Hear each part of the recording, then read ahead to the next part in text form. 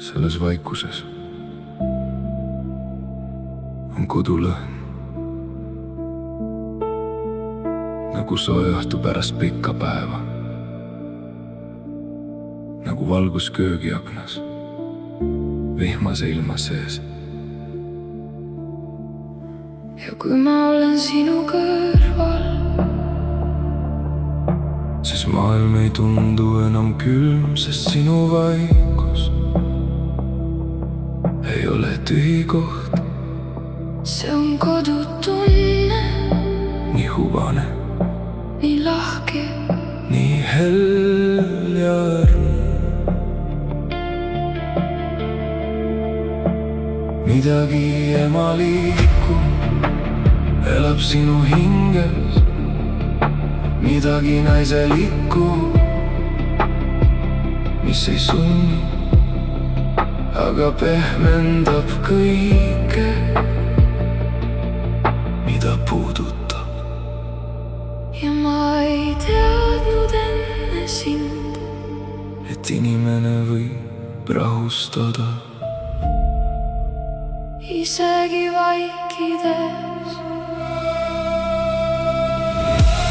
Vaikuse kodukõidikutega on seotud meie käed,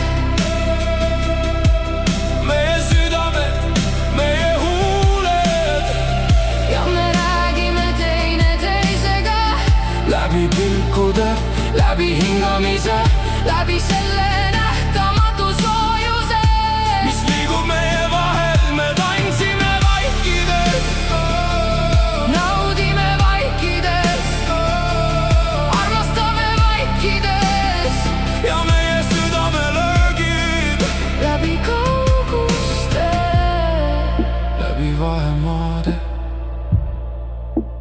tantsivad ikka